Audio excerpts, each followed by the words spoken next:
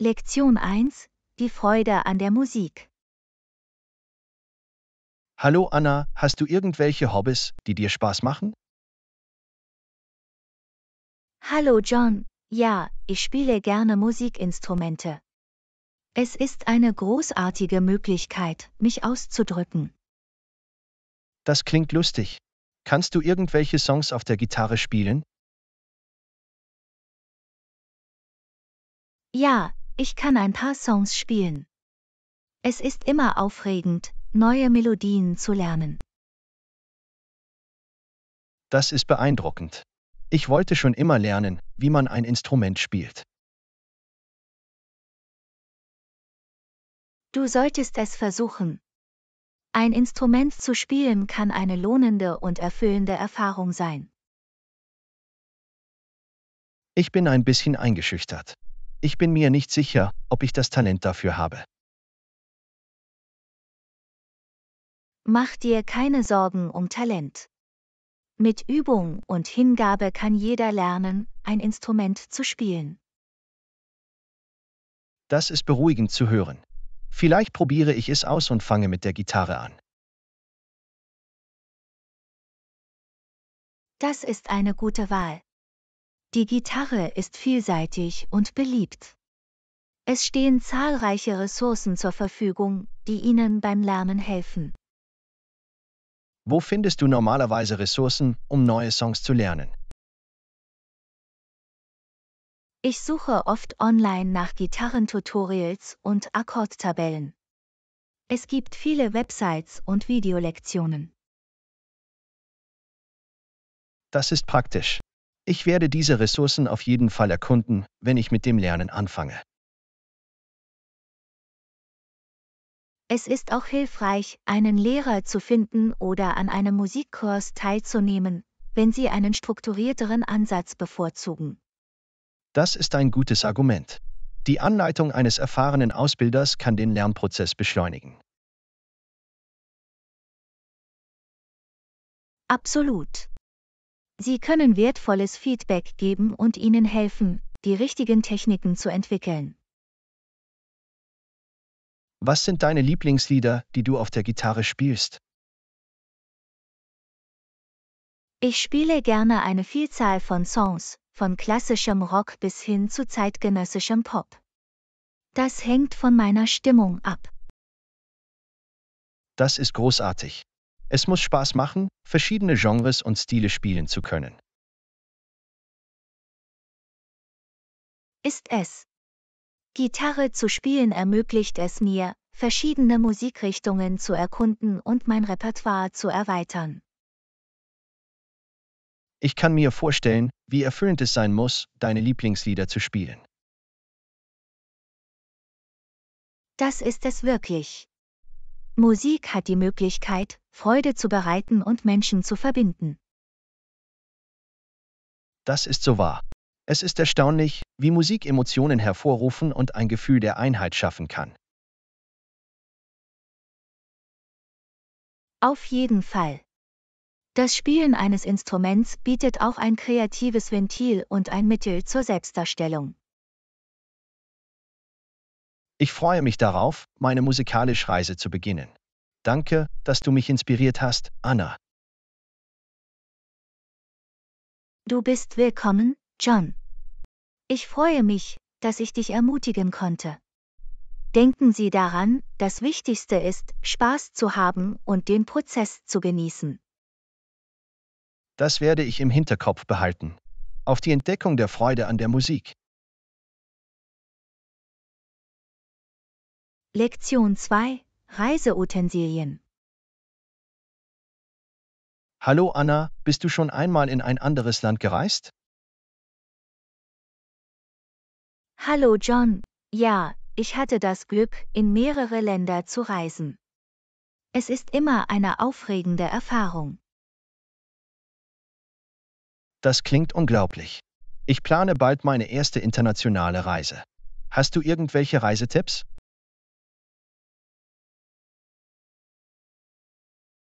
Unbedingt. Ein unverzichtbarer Artikel, den Sie einpacken sollten, ist ein universeller Reiseadapter für Ihre Elektronik. Das ist ein toller Vorschlag. Ich möchte nicht erwischt werden, ohne meine Geräte aufladen zu können. Genau.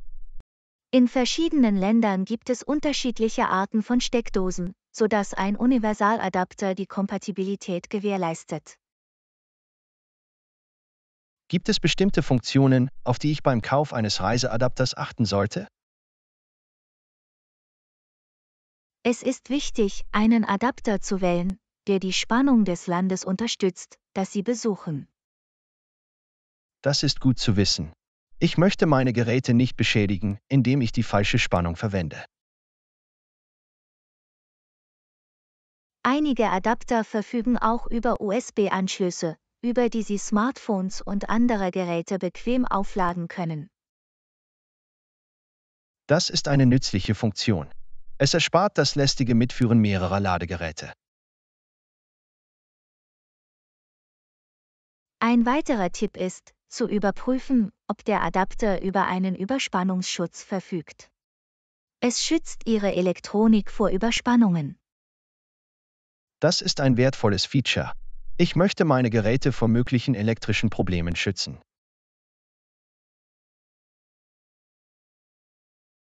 Auf jeden Fall. Vorsicht ist besser als Nachsicht, wenn es um Ihre Elektronik geht. Wo finde ich einen universellen Reiseadapter? Sind sie leicht verfügbar?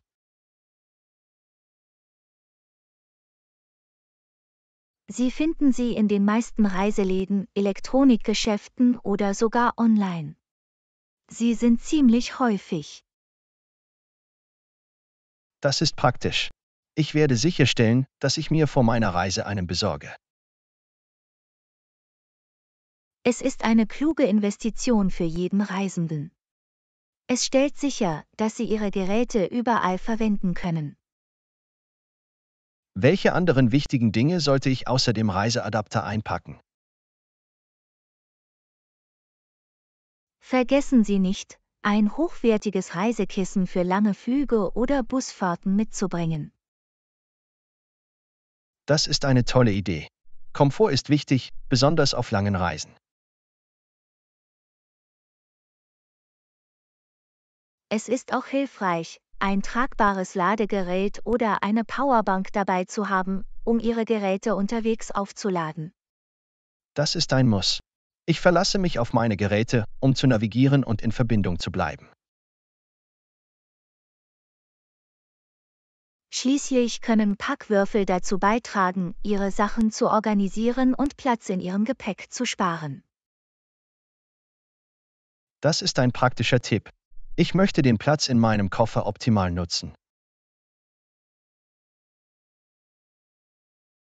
Denken Sie daran, leicht zu packen und nur das Nötigste mitzubringen. Es macht das Reisen einfacher und angenehmer. Danke für den wertvollen Rat, Anna. Ich fühle mich jetzt besser auf meine bevorstehende Reise vorbereitet. Du bist willkommen, John. Ich freue mich, dass ich helfen konnte. Genießen Sie Ihre Reisen und haben Sie eine fantastische Reise. Danke, Anna. Ich kann es kaum erwarten, mich auf dieses neue Abenteuer einzulassen. Lektion 3. Das Abenteuer erwartet Sie. Hallo Anna, ich freue mich so auf diese Reise, die ich plane. Hallo John, ich auch. Wo willst du hingehen?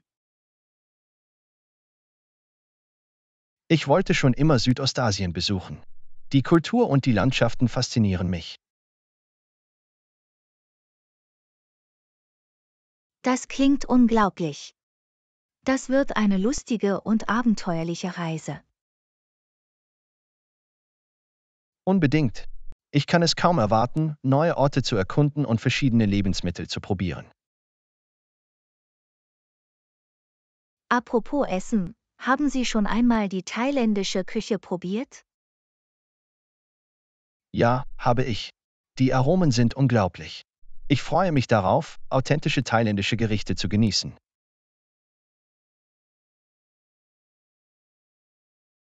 Die thailändische Küche ist bekannt für ihre Ausgewogenheit zwischen süßen, sauren, salzigen und würzigen Aromen. Es ist ein kulinarisches Abenteuer. Das klingt köstlich. Ich stelle mir schon vor, welche köstlichen Gerichte ich probieren werde. Vergessen Sie nicht, Pad Thai, Green Curry und Mango Sticky Risse zu probieren. Sie sind ein Muss. Vermerkt. Ich werde diese auf jeden Fall zu meiner Feinschmecker-Checkliste hinzufügen. Haben Sie neben dem Essen auch über die Aktivitäten nachgedacht, die Sie auf Ihrer Reise unternehmen möchten? Ich bin daran interessiert, die Natur zu erkunden, also plane ich, Wanderungen zu unternehmen und Nationalparks zu besuchen. Das klingt nach einer großartigen Idee. Südostasien ist bekannt für seine atemberaubende natürliche Schönheit. Ich habe auch von den atemberaubenden Stränden gehört. Ich möchte auf jeden Fall etwas Zeit damit verbringen, am Meer zu entspannen. Das ist eine perfekte Art, sich zu entspannen und das tropische Paradies zu genießen. Ich denke auch darüber nach, historische Stätten zu besuchen und in die lokale Kultur einzutauchen. Das ist ein fantastischer Plan. In Südostasien gibt es so viel Geschichte und lebendige Kultur zu entdecken. Ich freue mich über die Gelegenheit, neue Leute kennenzulernen und etwas über ihre Lebensweise zu erfahren. Die Interaktion mit Einheimischen ist eine großartige Möglichkeit, Einblicke zu gewinnen und unvergessliche Erlebnisse zu schaffen. Absolut. Ich glaube, beim Reisen geht es nicht nur um die Ziele, sondern auch um die Verbindungen, die wir herstellen. Gut gesagt, John. Es sind diese Verbindungen und Erfahrungen, die unsere Reisen zu etwas ganz Besonderem machen. Ich könnte nicht mehr zustimmen, Anna. Diese Reise wird ein Abenteuer Ihres Lebens. Ich freue mich für dich, John. Ich wünsche Ihnen eine unvergessliche Reise voller neuer Entdeckungen. Danke, Anna. Ich werde sicherstellen, dass ich all die aufregenden Geschichten und Erlebnisse teile, wenn ich zurückkomme. Ich kann es kaum erwarten, alles darüber zu erfahren, John. Gute Reise und viel Spaß. Danke, Anna. Dann sehen wir uns, wenn ich zurück bin. Lektion 4. Die Natur umarmen. Hallo Anna, hast du in letzter Zeit das tolle Wetter genossen? Hallo John. Ja, ich habe die sonnigen Tage ausgenutzt. Es ist perfekt für Outdoor-Aktivitäten. Das ist wunderbar. Ich liebe es, Zeit in der Natur zu verbringen. Warst du in letzter Zeit auf Wanderungen?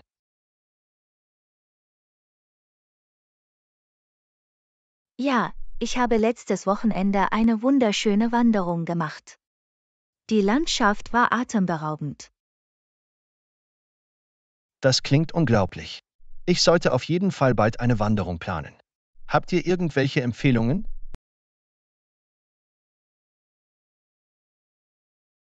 In den nahegelegenen Bergen gibt es einen atemberaubenden Wanderweg. Die Aussicht von oben ist die Mühe wert. Ich notiere mir das. Es ist immer erfrischend, von Natur umgeben zu sein. Absolut. In der Natur zu sein hilft uns, uns zu entspannen und zu verjüngen. Ich könnte nicht mehr zustimmen. Es ist eine großartige Möglichkeit, der Hektik des Alltags zu entfliehen. Haben Sie neben dem Wandern noch andere Outdoor-Aktivitäten ausprobiert? Ja, ich bin kürzlich mit ein paar Freunden Kajak fahren gegangen. Es war ein fantastisches Erlebnis. Kajakfahren klingt lustig. Ich liebe es, auf dem Wasser zu sein und verschiedene Wasserwege zu erkunden. Es war ein friedliches und heiteres Abenteuer. Ich kann es nur empfehlen. Ich werde es auf jeden Fall versuchen. Es ist eine großartige Möglichkeit, sich mit der Natur zu verbinden und Sport zu treiben. Absolut. Es ist wichtig, aktiv zu bleiben und auf unser körperliches und geistiges Wohlbefinden zu achten. Ich könnte nicht mehr zustimmen. Die Natur verjüngt und erfrischt unseren Geist. Bist du schon einmal campen gegangen? Ich habe es als Wochenendtrip in Betracht gezogen. Ja, ich habe ein paar Mal gezeltet. Es ist eine fantastische Art, in die Natur einzutauchen. Ich freue mich über die Idee, eine Nacht unter dem Sternenhimmel zu verbringen und ein Lagerfeuer zu genießen. Camping ermöglicht es Ihnen, sich von der Technologie zu lösen und die Schönheit der Natur zu genießen. Das ist genau das, was ich suche. Eine Gelegenheit, die Verbindung abzuschalten und wieder aufzuladen. Ich bin sicher, Sie werden ein unvergessliches Erlebnis haben. Achte nur darauf, das Nötigste einzupacken. Das mache ich auf jeden Fall. Danke für die Erinnerung. Du bist willkommen, John. Ich wünsche Ihnen viel Spaß beim Genießen der Schönheit der Natur. Danke, Anna. Ich werde dafür sorgen, dass ich das Beste daraus mache. Die Natur hat so viel zu bieten. In der Tat tut es das, John. Genießen Sie Ihre Outdoor-Abenteuer und schaffen Sie bleibende Erinnerungen. Das werde ich, Anna. Nochmals vielen Dank und ich melde mich bald bei Ihnen. Lektion 5. Peppen Sie es auf. Hallo Anna, hast du schon einmal mexikanisches Essen probiert? Es bietet eine Reihe von Gewürzstufen, aber ich mag die milden bis mittleren. Hallo John. Ja, ich liebe mexikanische Küche. Die Aromen sind so lebendig und vielfältig. Das ist toll zu hören. Hast du mexikanische Lieblingsgerichte? Ich liebe Tacos absolut. Sie sind so vielseitig und man kann sie mit allerlei leckeren Zutaten füllen. Tacos sind fantastisch. Ich genieße die Kombination von Aromen und Texturen bei jedem Bissen. Hast du Guacamole probiert? Es ist ein klassischer mexikanischer Dip aus pürierten Avocados. Ja, habe ich. Guacamole ist cremig und würzig. Es ist ein perfekter Begleiter zu Tortilla-Chips.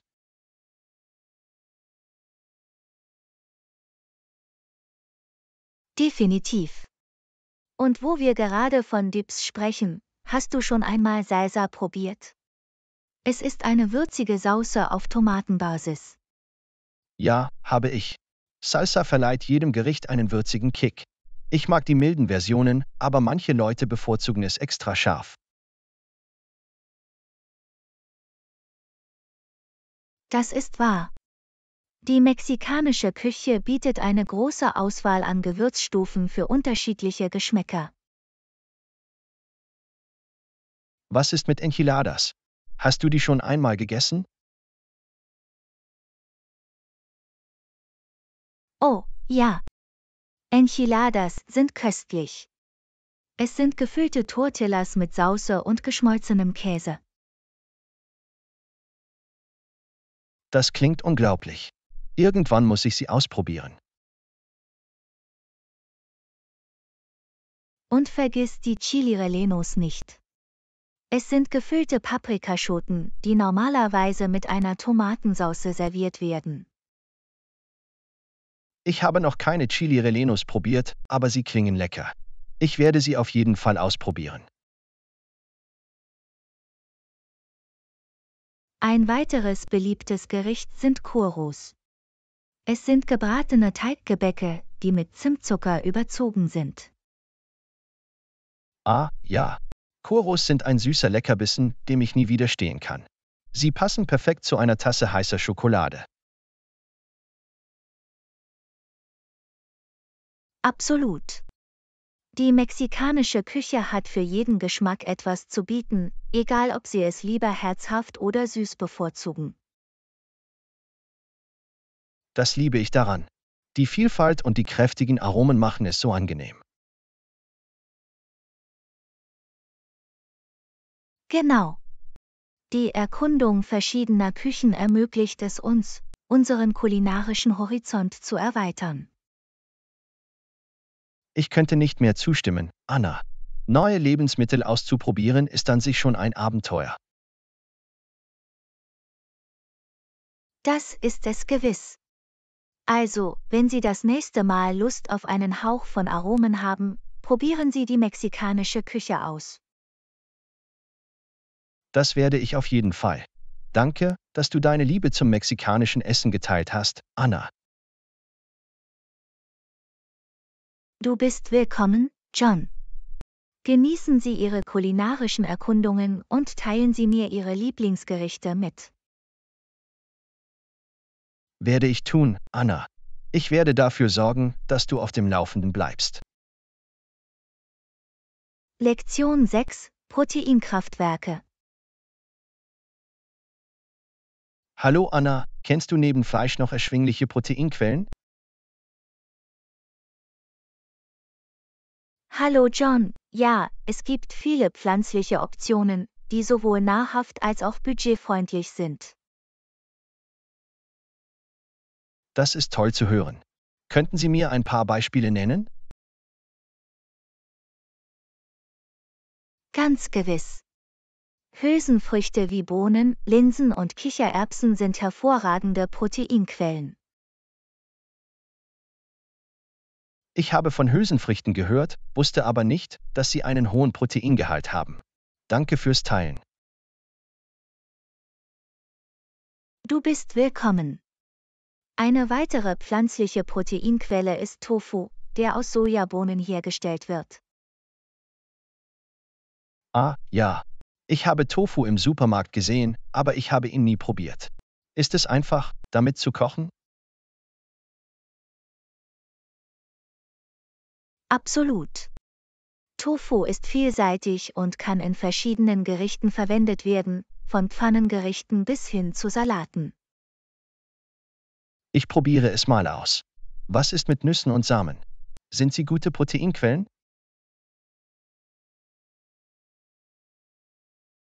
Ja, Nüsse und Samen sind nicht nur reich an Protein, sondern liefern auch gesunde Fette und andere Nährstoffe. Das ist gut zu wissen. Ich esse gerne Mandeln und Sonnenblumenkerne, es ist also eine Win-Win-Situation.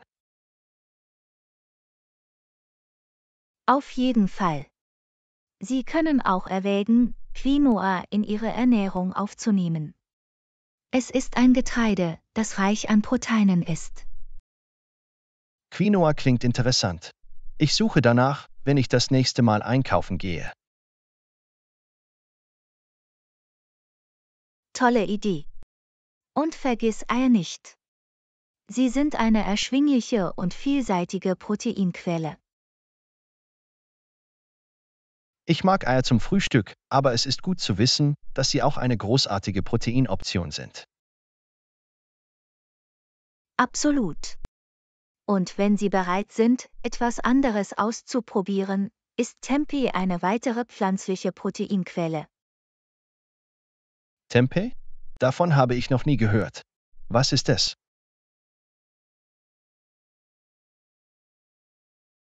Tempeh ist ein fermentiertes Sojaprodukt mit nussigem Geschmack.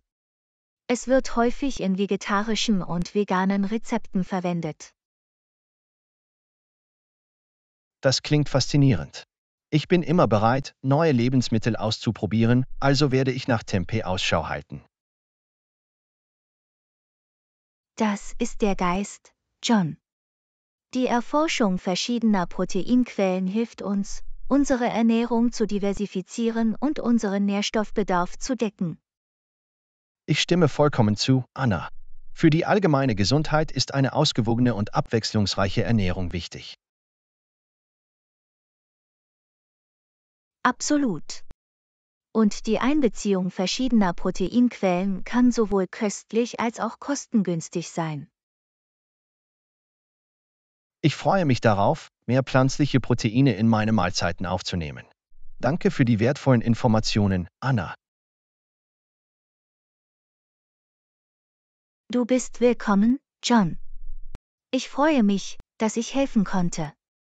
Viel Spaß beim Erkunden der Welt der erschwinglichen Proteinquellen. Das werde ich, Anna.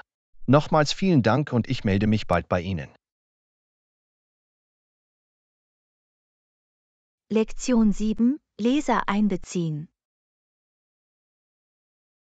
Hallo Anna, ich habe versucht, meine Schreibfähigkeiten zu verbessern. Haben Sie Tipps, wie Sie Leser ansprechen können? Hallo John, absolut. Eine effektive Methode besteht darin, Fragen zu stellen und die Interaktion der Leser zu fördern.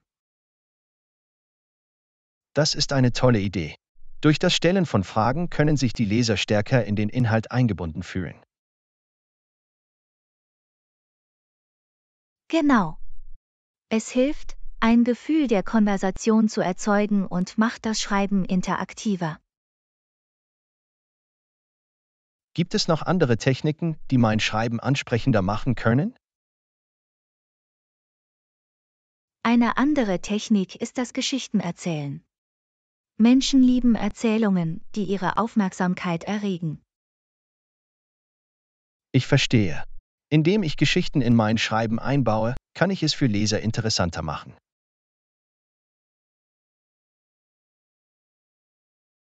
Ja, Geschichten haben die Möglichkeit, Leser auf emotionaler Ebene anzusprechen und sie bei der Stange zu halten. Das macht Sinn. Ich werde auf jeden Fall versuchen, mehr Elemente des Geschichtenerzählens in mein Schreiben aufzunehmen. Darüber hinaus können die Verwendung einer beschreibenden Sprache und lebendiger Bilder ihre Worte zum Leben erwecken. Die Verwendung einer beschreibenden Sprache kann dem Leser ein Bild vermitteln und das Schreiben ansprechender machen. Absolut. Es hilft den Lesern, den Inhalt zu visualisieren und sorgt für ein immersiveres Erlebnis. Das werde ich im Hinterkopf behalten. Gibt es noch andere Techniken, die ich kennen sollte?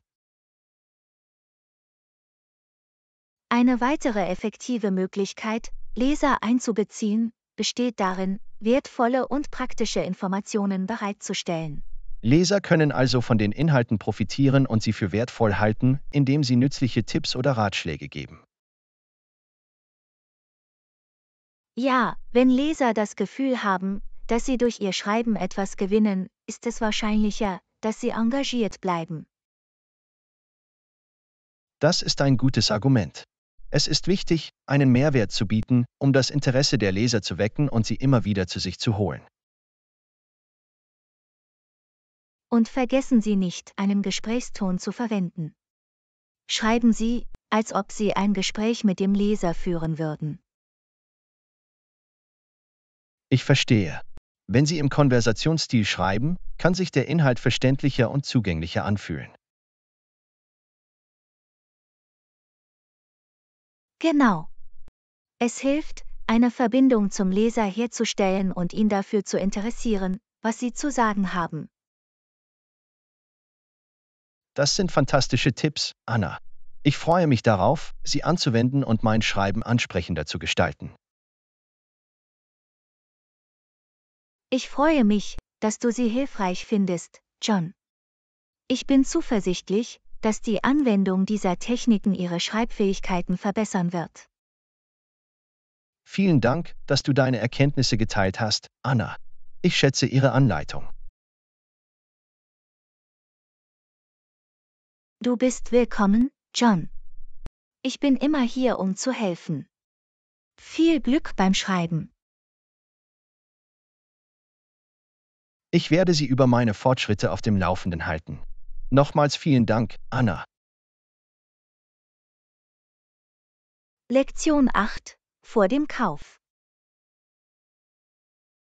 Hallo Anna, ich denke darüber nach, ein neues Gadget zu kaufen. Haben Sie einen Rat, wie Sie eine Entscheidung treffen können? Hallo John, sicherlich. Vor dem Kauf hilft es, einige Faktoren zu berücksichtigen. Wonach suchst du in einem Gadget? Ich möchte etwas, das zuverlässig ist und zu meinem Budget passt. Irgendwelche Vorschläge zur Bestimmung der Zuverlässigkeit? Das Lesen von Kundenrezensionen kann Ihnen Einblicke in die Zuverlässigkeit verschiedener Marken und Modelle geben. Das ist eine gute Idee.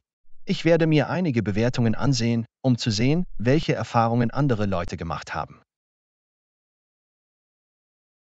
Darüber hinaus kann Ihnen der Vergleich von Spezifikationen und Funktionen dabei helfen, das Gadget auszuwählen, das Ihren Anforderungen entspricht. Richtig, ich werde eine Liste der Funktionen erstellen, die ich priorisiere, um meine Optionen einzugrenzen.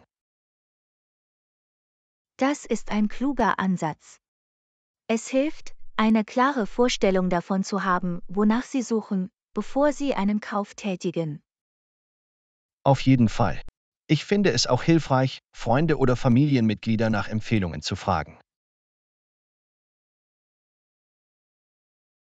Ja, Empfehlungen aus erster Hand von Personen, denen Sie vertrauen, können wertvolle Erkenntnisse liefern. Ich werde mich mit Ihnen in Verbindung setzen und sehen, ob jemand Vorschläge oder Erfahrungen zum Teilen hat. Tolle Idee, John. Es ist immer von Vorteil, verschiedene Perspektiven einzuholen, bevor Sie eine Entscheidung treffen.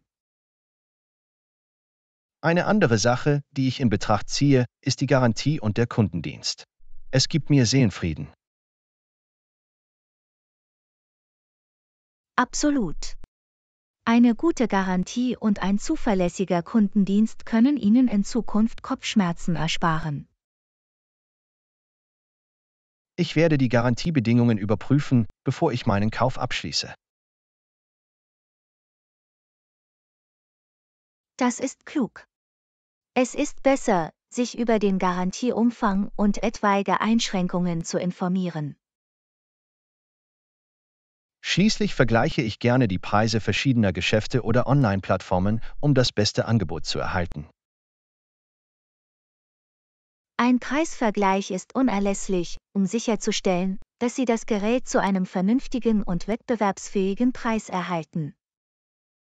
Ich schaue mich um und vergleiche die Preise, um sicherzustellen, dass ich nicht zu viel ausgebe. Klingt nach einem Plan, John. Die Berücksichtigung dieser Faktoren sollte Ihnen helfen, eine fundierte Entscheidung zu treffen. Danke, Anna. Danke für deinen Rat. Ich fühle mich jetzt sicherer, wenn ich meinen Kauf tätige.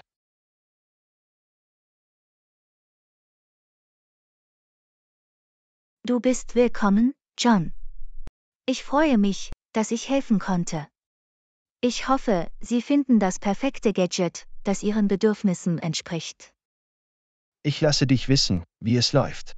Nochmals vielen Dank für deine Anleitung, Anna.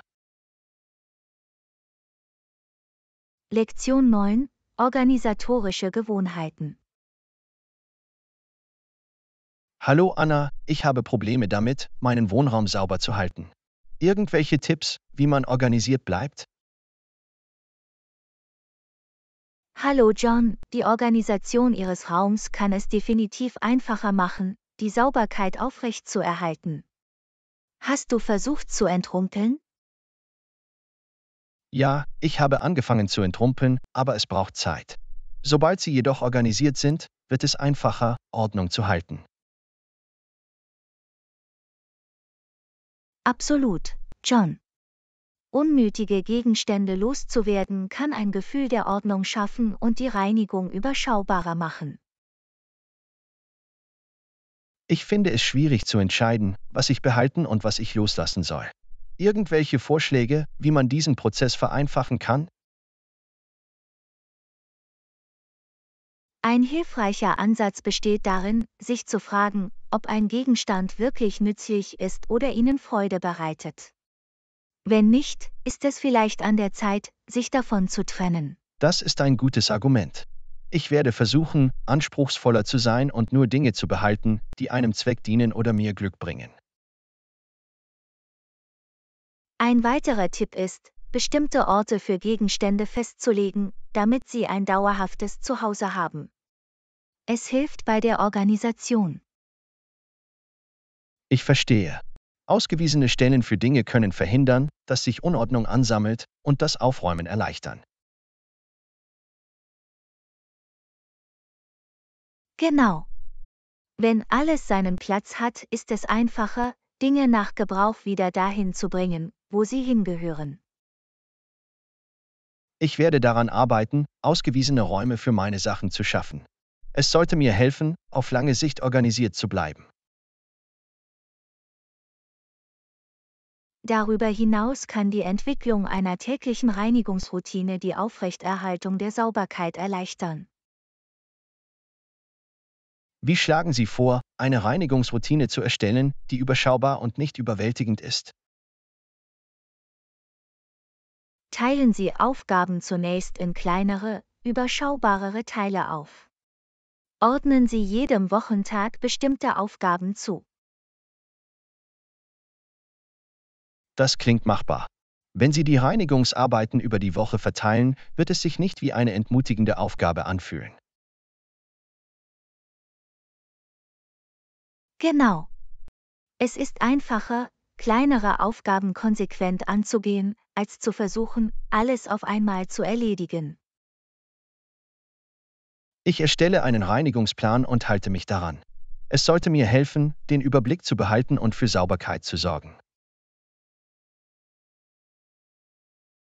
Das ist ein toller Plan, John. Beständigkeit ist der Schlüssel, wenn es um die Aufrechterhaltung eines organisierten und sauberen Wohnraums geht. Danke für deinen Rat, Anna. Ich schätze Ihre Erkenntnisse darüber, wie Sie organisiert bleiben und die Dinge sauber halten können. Du bist willkommen, John. Ich freue mich, dass ich helfen konnte. Denken Sie daran, es ist ein Prozess. Seien Sie also geduldig mit sich selbst, während Sie diese Gewohnheiten entwickeln. Das werde ich, Anna. Geduld und Konsequenz werden meine Leitprinzipien sein. Nochmals vielen Dank für Ihre Anleitung. Lektion 10. Englisch in touristischen Gebieten. Hallo Anna, ich plane eine Reise in ein fremdes Land. Sprechen die Leute dort Englisch, besonders in Touristengebieten? Hallo John, in vielen Ländern sprechen die Menschen in Touristengebieten Englisch, um internationalen Besuchern entgegenzukommen. Das ist gut zu wissen. Es wird einfacher sein, zu kommunizieren und sich in den Touristenattraktionen zurechtzufinden.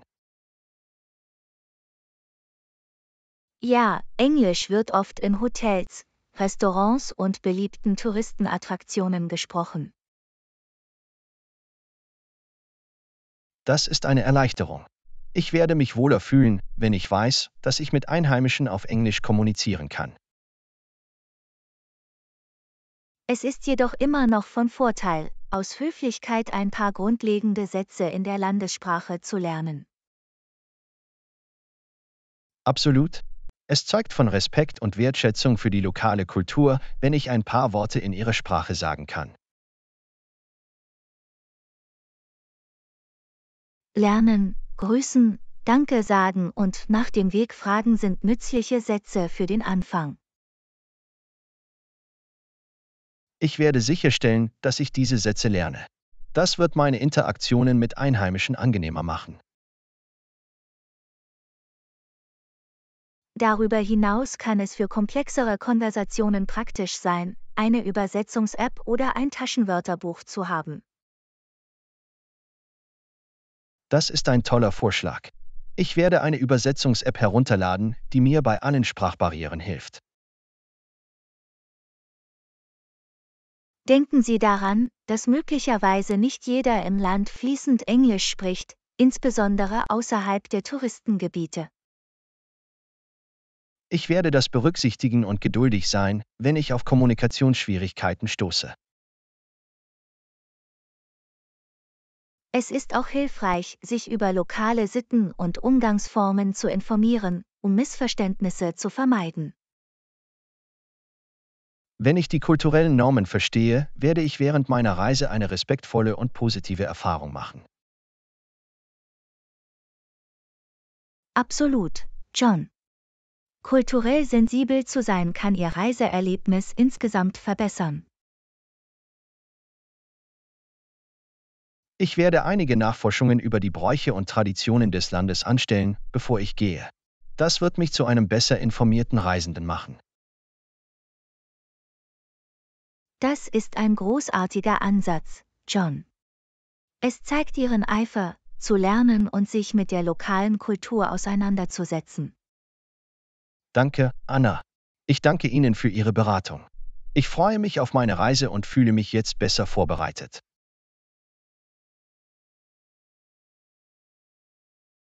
Du bist willkommen, John. Ich freue mich, dass ich helfen konnte. Ich wünsche Ihnen viel Spaß beim Erkunden des Landes. Ich werde meine Erfahrungen mit Ihnen teilen, wenn ich zurückkomme. Nochmals vielen Dank für deinen wertvollen Rat, Anna. Lektion 11: Berücksichtigung diätetischer Einschränkungen. Hallo Anna, wir planen eine Dinnerparty und einer unserer Gäste ist Vegetarier. Gibt es irgendwelche diätetischen Einschränkungen, die wir berücksichtigen sollten? Hallo John, es ist wichtig, auf unterschiedliche Ernährungsbedürfnisse einzugehen. Haben Sie über vegetarische Optionen für das Menü nachgedacht? Ja, wir möchten sicherstellen, dass unser vegetarischer Gast eine große Auswahl an köstlichen Speisen hat.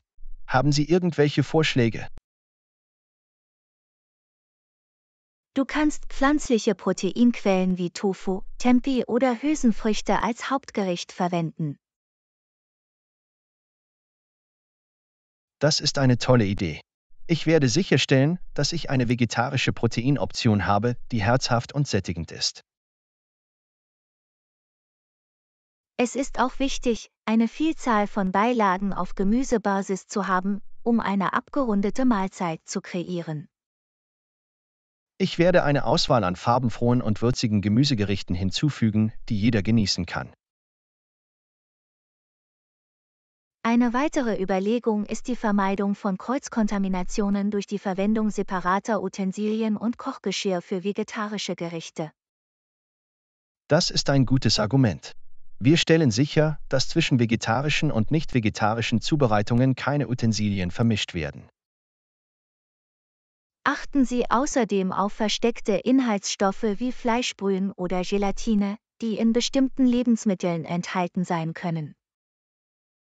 Ich werde die Zutatenetiketten sorgfältig lesen, um sicherzustellen, dass die von uns servierten Gerichte keine tierischen Produkte enthalten. Es ist auch sinnvoll, eine vegetarierfreundliche Dessertoption anzubieten. Desserts auf Fruchtbasis oder Kuchen ohne Eier sind eine gute Wahl. Ich werde sicherstellen, dass unsere Dessertauswahl etwas beinhaltet, das unser vegetarischer Gast genießen kann. Schließlich ist es immer eine gute Idee, im Voraus mit Ihrem Gast zu sprechen, um seine spezifischen Ernährungspräferenzen oder Einschränkungen zu verstehen. Ich werde mich mit unserem vegetarischen Gast in Verbindung setzen, um seine Vorlieben zu besprechen und sicherzustellen, dass wir auf seine Bedürfnisse eingehen. Das ist ein rücksichtsvoller Ansatz, John. Das zeigt, dass Sie Ihre Ernährungsgewohnheiten schätzen und möchten, dass Sie sich willkommen fühlen. Danke, Anna. Ich glaube, es ist wichtig, allen unseren Gästen ein inklusives und angenehmes kulinarisches Erlebnis zu bieten. Absolut, John. Wenn Sie diese Schritte unternehmen, wird sichergestellt, dass sich alle während der Dinnerparty einbezogen und gut aufgehoben fühlen. Ich schätze deinen Rat, Anna. Es hat mir einige großartige Ideen gegeben, wie wir unseren vegetarischen Gast verwöhnen können. Du bist willkommen, John. Ich freue mich, dass ich helfen konnte. Ich bin mir sicher, dass Ihre Dinnerparty ein Erfolg wird. Genießt die Feier. Nochmals vielen Dank, Anna. Ihre Beratung ist von unschätzbarem Wert. Ich werde sicherstellen, dass diese Vorschläge umgesetzt werden. Passt auf euch auf. Lektion 12: Erwartungen und Vorbereitung. Hallo Anna, mir wurde bei der Arbeit ein neues Projekt zugewiesen und ich fühle mich ein bisschen überfordert. Irgendwelche Ratschläge zum Umgang mit der Arbeitsbelastung? Hallo John, es ist normal, dass man sich überfordert fühlt, wenn man ein neues Projekt beginnt. Es kann helfen, es in kleinere Aufgaben aufzuteilen. Das ist ein toller Vorschlag. Indem ich das Projekt in überschaubare Teile unterteile, kann ich jeden Schritt für Schritt angehen.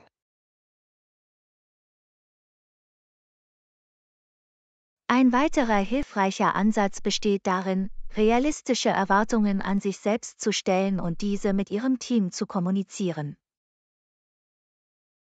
Ich werde den Projektzeitplan und die Ergebnisse unbedingt mit meinem Team besprechen, um unsere Erwartungen abzustimmen. Es ist auch wichtig, um Hilfe oder Klarstellung zu bitten, wenn Sie sich über einen Aspekt des Projekts nicht sicher sind. Du hast recht. Wenn Sie bei Bedarf Hilfe in Anspruch nehmen, können Sie Missverständnisse vermeiden und sicherstellen, dass alle auf derselben Wellenlänge sind. Darüber hinaus kann die Erstellung eines Arbeits- oder Zeitplans Ihnen helfen, organisiert zu bleiben und Termine effektiv einzuhalten. Ich erstelle einen Zeitplan, der die Aufgaben und Termine umreißt. So bleibe ich konzentriert und rechenschaftspflichtig. Vergessen Sie nicht, Ihre Aufgaben nach Wichtigkeit und Dringlichkeit zu priorisieren, um Ihre Zeit effizient zu verwalten. Ich identifiziere die kritischen Aufgaben und teile meine Zeit entsprechend ein, um sicherzustellen, dass ich die wichtigsten Meilensteine des Projekts erreiche. Denken Sie daran, Pausen einzulegen und Selbstfürsorge zu üben, um während des gesamten Projekts eine gesunde Work-Life-Balance aufrechtzuerhalten. Das ist eine tolle Erinnerung, Anna. Wenn ich auf mich selbst aufpasse, bleibe ich voller Energie und konzentriere mich auf das Projekt. Schließlich, sei nicht zu hart zu dir selbst. Fehler und Herausforderungen sind Teil des Lernprozesses. Du hast absolut recht. Ich werde jeden Rückschlag als Gelegenheit nutzen, um in meiner Arbeit zu wachsen und mich zu verbessern. Das ist der Geist, John. Indem Sie das Projekt mit einer positiven Einstellung angehen, werden Sie es effektiver steuern. Danke, Anna. Ihr Rat hat mir eine klarere Vorstellung davon gegeben, wie ich mit diesem neuen Projekt umgehen soll. Du bist willkommen, John. Ich freue mich, dass ich helfen konnte. Ich glaube an deine Fähigkeiten. Ich weiß, du wirst es großartig machen. Ich schätze deine Unterstützung, Anna. Es bedeutet mir sehr viel. Ich werde Sie über meine Fortschritte auf dem Laufenden halten. Passt auf euch auf.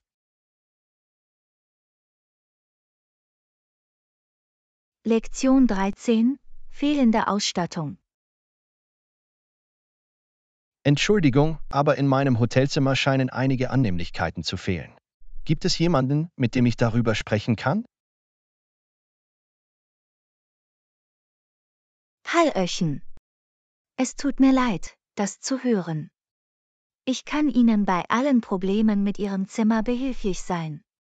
Was scheint zu fehlen? Nun, es gibt keine Toilettenartikel im Badezimmer und ich konnte kein Bügeleisen oder Bügelbrett im Schrank finden. Ich entschuldige mich für die Unannehmlichkeiten, John. Ich sorge dafür, dass die Toilettenartikel und ein Bügelset sofort auf Ihr Zimmer gebracht werden. Danke, Anna. Vielen Dank für Ihre schnelle Hilfe. Gibt es noch etwas, das ich beachten sollte?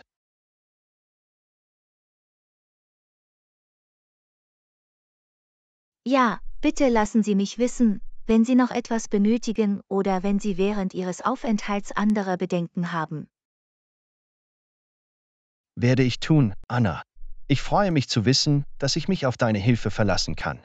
Übrigens, gibt es eine Minibar im Zimmer? Ja, es sollte eine Minibar mit Getränken und Snacks geben. Gibt es etwas Bestimmtes, nach dem Sie suchen? Ich hatte gehofft, etwas Wasser in Flaschen in der Minibar zu finden. Es ist mir wichtig, hydratisiert zu bleiben. Vermerkt, John.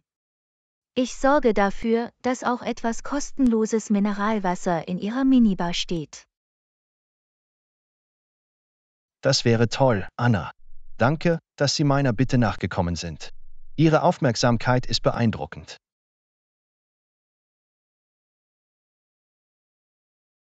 Es ist mir ein Vergnügen, John.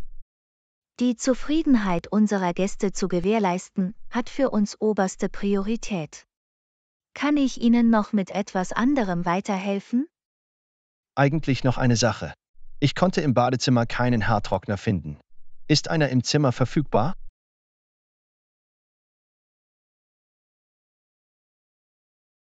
Ich entschuldige mich für das Versehen, John. Ich sorge dafür, dass Ihnen sofort ein Haartrockner auf Ihr Zimmer geliefert wird. Danke, Anna. Ihre schnelle Reaktion und Ihre Bereitschaft, diese Probleme anzugehen, sind lobenswert. Du bist sehr willkommen, John. Es ist uns wichtig, dass Sie einen komfortablen und angenehmen Aufenthalt haben. Gibt es sonst noch etwas? Nein, das sollte es abdecken. Ich schätze deine Hilfe, Anna. Ich fühle mich beruhigt zu wissen, dass für alles gesorgt ist.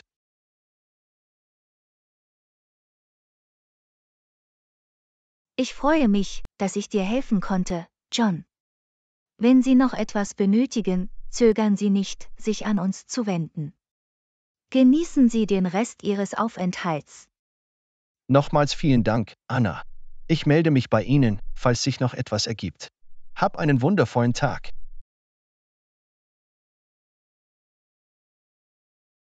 Lektion 14: Kulinarisches Abenteuer.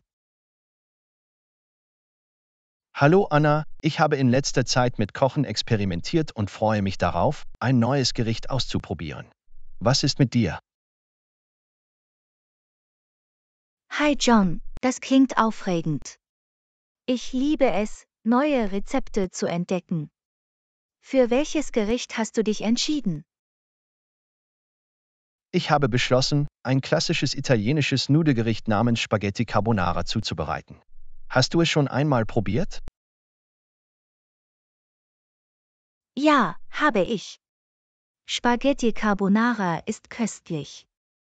Es besteht aus Eiern, Käse, Pancetta und schwarzem Pfeffer. Es ist ein cremiger Genuss. Das ist richtig. Ich freue mich darauf, dass die cremige Textur und die Aromen von Pancetta und Käse zusammenkommen. Es ist eine fantastische Wahl, John. Haben Sie vor, die Sauce von Grund auf neu zuzubereiten oder eine im Laden gekaufte zu verwenden? Ich mache die Sauce lieber von Grund auf neu. Dadurch kann ich die Zutaten kontrollieren und die Aromen nach meinen Wünschen anpassen.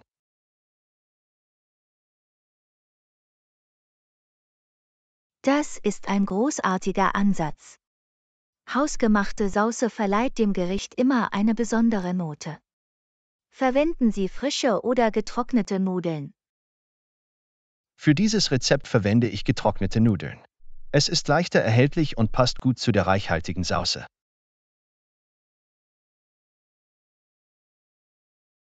Hört sich gut an. Denken Sie daran, die Nudeln bissfest zu kochen, damit sie leicht gebissen sind. Es passt perfekt zu der cremigen Sauce.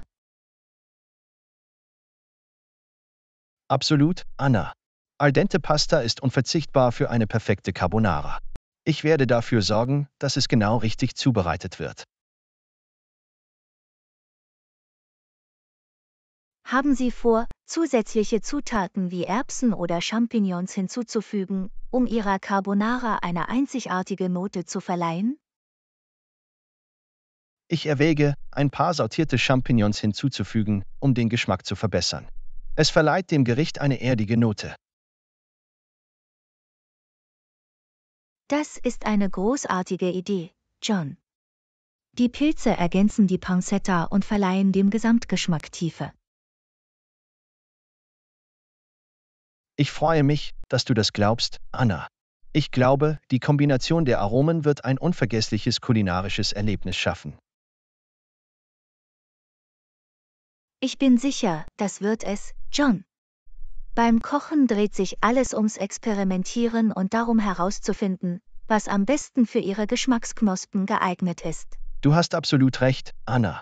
Neue Rezepte auszuprobieren und ihnen unsere eigene Note zu geben, gehört zum Spaß am Kochen. Ich könnte nicht mehr zustimmen, John. Es ist ein kreativer Prozess, der es uns ermöglicht, verschiedene Geschmacksrichtungen und Techniken zu erforschen. Ich freue mich darauf, in dieses kulinarische Abenteuer einzutauchen und zu sehen, wie meine Spaghetti Carbonara werden. Wünsche mir Glück. Viel Glück, John. Ich bin mir sicher, dass Ihr Gericht ein Erfolg wird. Genießen Sie den Prozess und genießen Sie jeden köstlichen Bissen. Danke, Anna. Ich werde dafür sorgen, dass ich die Reise genieße und natürlich einen Teller zum Probieren für Sie bereithalte. Bleib dran.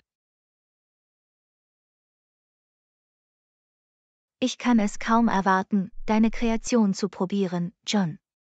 Ich freue mich schon sehr darauf. Guten Appetit! Danke, Anna. Dann lass ich dich wissen, wie es ausgeht. Bis dahin viel Spaß beim Kochen und Erkunden neuer Rezepte.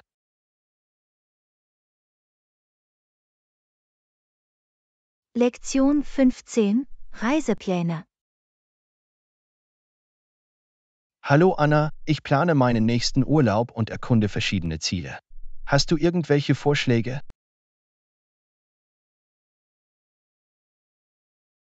Hallo John. Natürlich. Ich liebe es zu reisen. Wenn Sie sich für natürliche Schönheit interessieren, kann ich Ihnen nur empfehlen, Island zu besuchen. Es ist atemberaubend. Island klingt unglaublich. Ich habe von seinen atemberaubenden Landschaften und geothermischen Wundern gehört. Ist es sicher, dorthin zu reisen? Absolut, John. Island ist bekannt für seine Sicherheit und seine freundlichen Einheimischen. Es ist ein beliebtes Reiseziel für Touristen aus aller Welt. Das ist toll zu hören. Sicherheit hat bei der Auswahl eines Reiseziels definitiv oberste Priorität. Welche Aktivitäten empfehlen Sie?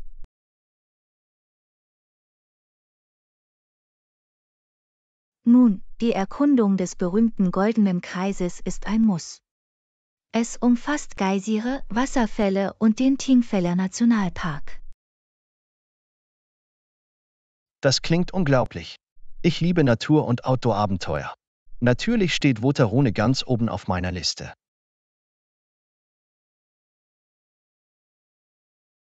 Wasserrune?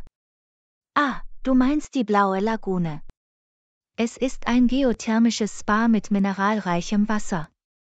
Es ist ein einzigartiges und entspannendes Erlebnis. Ja, die Blaue Lagune. Entschuldigung für die Verwechslung. Es ist eine der ikonischen Attraktionen, die ich schon immer besuchen wollte. Ich kann es kaum erwarten.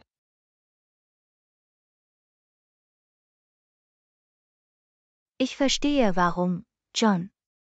Die Blaue Lagune ist ein Muss. Denken Sie daran, Ihre Tickets im Voraus zu buchen, da sie sehr beliebt sind. Vermerkt, Anna. Ich werde im Voraus planen und mir meinen Platz sichern. Es klingt, als würde mich eine fantastische Reise in Island erwarten. Das tut es auf jeden Fall, John. Island bietet atemberaubende Landschaften, atemberaubende Wasserfälle und die Möglichkeit, die Nordlichter zu beobachten. Die Nordlichter. Das ist ein weiterer Punkt auf der Wunschliste für mich. Ich wollte schon immer diese leuchtenden Farben am Himmel tanzen sehen.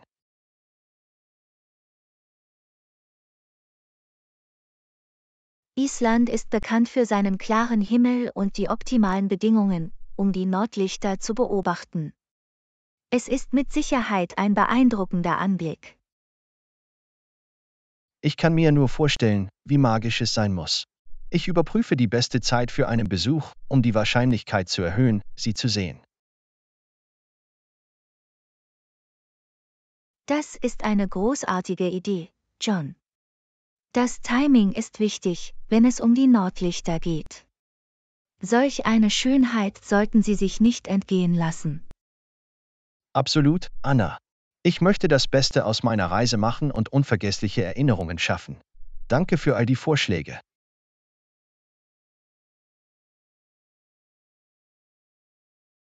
Du bist willkommen, John.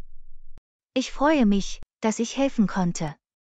Ich bin sicher, du wirst eine unglaubliche Zeit in Island haben. Genieße jeden Moment deines Abenteuers. Das werde ich, Anna. Das klingt wie ein wahr gewordener Traum. Ich kann es kaum erwarten, Islands Naturwunder zu erkunden und in ihre Schönheit einzutauchen.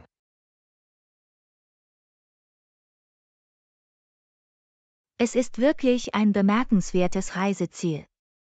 Gute Reise, John, und vergiss nicht, diese atemberaubenden Momente mit deiner Kamera festzuhalten. Danke, Anna.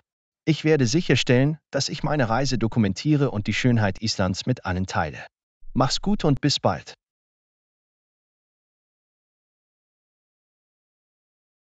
Pass auch auf dich auf, John. Ich freue mich darauf, alles über Ihre Reise zu erfahren und Ihre atemberaubenden Fotos zu sehen. Gute Reise. Nochmals vielen Dank, Anna. Ich halte dich auf dem Laufenden. Bis dahin, habt eine wundervolle Zeit und ich werde mich bald mit euch treffen. Lektion 16: Impostor-Syndrom. Hallo Anna, ich habe in letzter Zeit viel über meine Fähigkeiten nachgedacht. Manchmal zweifle ich an mir selbst, obwohl ich viel erreicht habe. Fühlst du dich jemals so? Hallo John. Ich verstehe vollkommen, was du gerade durchmachst. Es ist üblich, Momente des Selbstzweifels zu haben, auch wenn wir Großes erreicht haben. Es ist beruhigend zu wissen, dass ich nicht allein bin, wenn es mir so geht. Wie gehst du mit diesen Momenten des Zweifels um, Anna?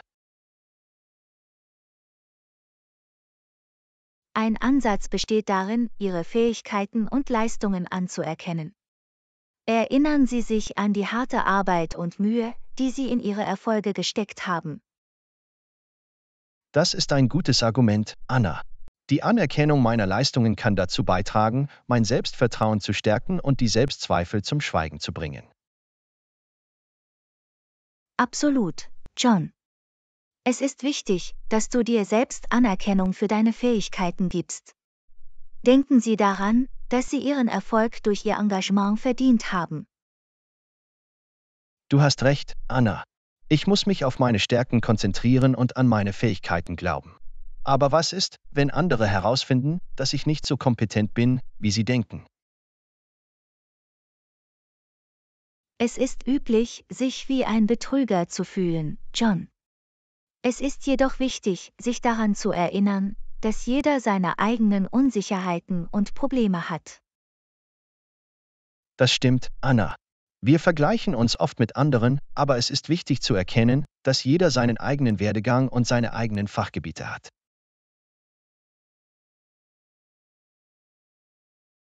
Genau, John. Anstatt dich mit anderen zu vergleichen, Konzentriere dich auf dein eigenes Wachstum und deine kontinuierliche Verbesserung. Machen Sie sich den Lernprozess zu eigen. Ich verstehe, was du meinst, Anna. Indem ich mich auf den Lernprozess einlasse, kann ich meine Fähigkeiten weiterentwickeln und dabei alle Selbstzweifel überwinden. Absolut, John. Hab keine Angst davor, dich neuen Herausforderungen zu stellen und deine Komfortzone zu verlassen. Das ist der Ort, an dem echtes Wachstum stattfindet. Das werde ich im Hinterkopf behalten, Anna. Das Verlassen meiner Komfortzone kann zu neuen Möglichkeiten führen und mir helfen, Vertrauen in meine Fähigkeiten aufzubauen. Das ist der Geist, John. Stellen Sie sich neuen Herausforderungen und vertrauen Sie auf Ihre Fähigkeiten. Sie haben das Zeug dazu, Großes zu erreichen. Danke für deine Ermutigung, Anna. Es ist beruhigend, jemanden zu haben, der mich in diesen Momenten des Selbstzweifels versteht und unterstützt. Du bist willkommen, John. Denk dran, du bist nicht der Einzige, der sich so fühlt. Wir alle haben unsere Momente des Zweifels, aber wir können sie gemeinsam überwinden. Ich schätze deine Unterstützung, Anna. Lasst uns weiter wachsen und voneinander lernen. Gemeinsam können wir jeden Selbstzweifel überwinden, der uns in den Weg kommt.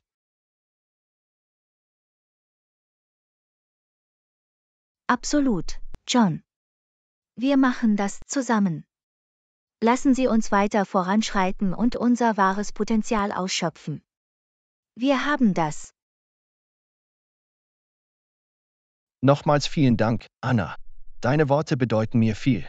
Lassen Sie uns auf unseren persönlichen Reisen weiterhin gegenseitig unterstützen und fördern. Du bist willkommen, John. Ich bin immer hier, um ein offenes Ohr zu haben und zu ermutigen. Gemeinsam werden wir alle auftretenden Selbstzweifel überwinden. Glaub weiter an dich selbst. Das werde ich, Anna. Danke, dass du ein unglaublicher Freund und eine Quelle der Inspiration bist. Stellen wir uns allen Selbstzweifeln direkt und gedeihen wir gemeinsam. Absolut, John. Wir haben das. Lasst uns Selbstzweifel überwinden und weiterhin neue Höhen erreichen. Auf unser Wachstum und unseren Erfolg. Prost darauf, Anna. Auf unser Wachstum, unseren Erfolg und die Überwindung des Impostor-Syndroms. Auf eine glänzende und selbstbewusste Zukunft.